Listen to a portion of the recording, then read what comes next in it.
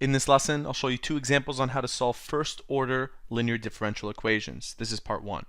A first-order differential equation is called linear if each term is first degree or less in the dependent variable y.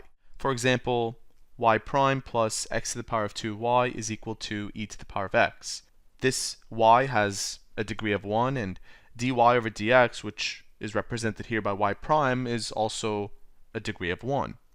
A first-order linear differential equation can generally be written like this, where we have dy over dx plus py is equal to q, where p and q are functions of x only.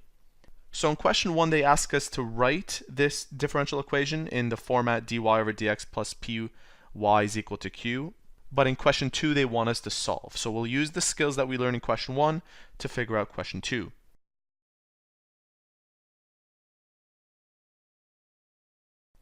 The first thing that I want to do, the first step, is to change y prime into dy over dx, because this is the format that they wanted in.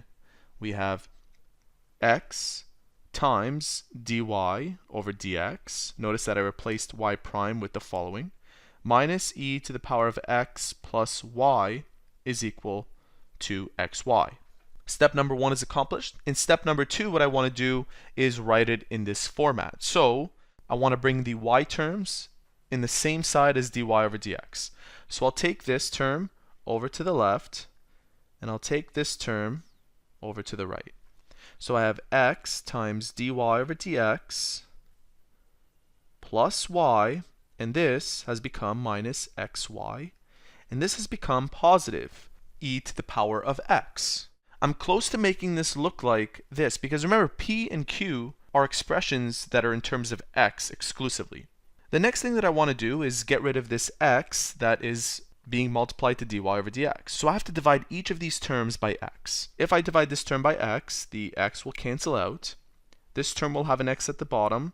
This term will have this x cancel out with the x that I'm dividing by, and this will have an x at the bottom as well. So I have dy over dx plus y over x minus y is equal to e to the power of x over x. What I'll do next is factor out a y from these two terms, and look what happens if I do that. I have dy over dx factoring out a y, so plus y bracket 1 over x minus 1.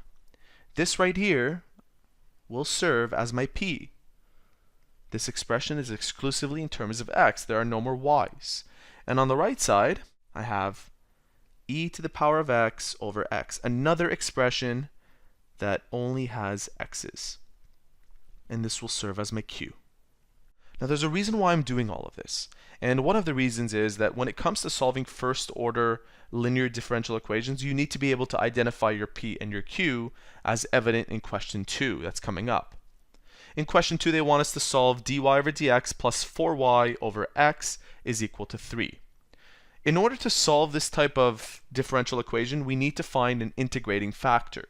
And that's denoted right here as the letter r, where r is equal to e to the power of the integral of px. Notice that we needed to find p. Now, of course, question 1 and 2 are different, so I need to find p exclusively for this question, and I'll do that next. What can p possibly be? All I have to do for this is separate the y with the 4 over x. So I have dy over dx plus y bracket 4 over x is equal to 3. This serves as my q, and this serves as my p. Notice that both of those expressions do not have any y's.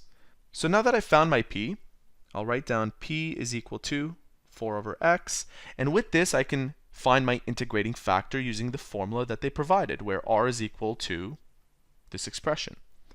R is equal to e to the power of the integral of 4 over x. Let's find the integral of 4 over x, and I'll put an integration symbol here. I'll pull out this 4 outside of the integral, where I have 4 times the integral of 1 over x, and the integral of 1 over x is actually ln absolute of x. Now if I use the log rules, I know that if I have 4 multiplied to a ln, this 4 can become the power of x. So I have ln x to the power of 4. Notice that I'm not including the absolutes anymore, because if you have something raised to a power of 4, you can never get a negative outcome. So this is good enough for me. I'll put ln x to the power of 4 right here. Ln x to the power of 4. And since we have the base e and it's being raised to ln, this e and this ln will cancel out, where we have only r is equal to x to the power of 4. Okay, now that we found r, what we have to do is multiply this whole differential equation by x to the power of 4. Here's what I mean. I'm going to multiply this term by x to the power of 4, this term, and this term. So let's do that. We have x to the power of 4 times dy over dx plus, if I multiply this by x to the power of 4, one of these x's will cancel out, where I end up with 4y x to the power of 3. And finally, over here, we have 3x to the power of 4. To make more room, I've placed the expression that I just wrote underneath here. Now, what's really interesting about the left side, take a close look at it.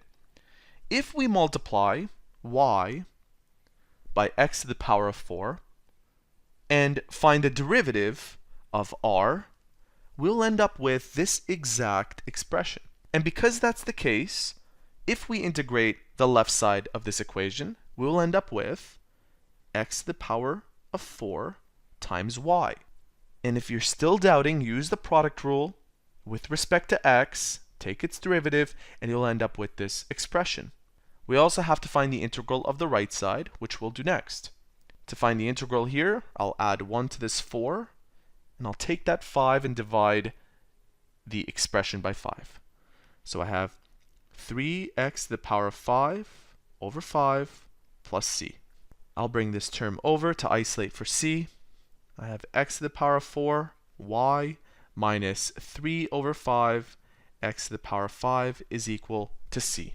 I'm technically done at this point, but if you want to clear the denominators, you can multiply each of these terms by 5. So multiplying this by 5, multiplying this term by 5, eliminates this 5, and you're left with 5 times c.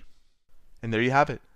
That is how to solve first-order linear differential equations. Make sure to watch part 2 for some more challenging examples.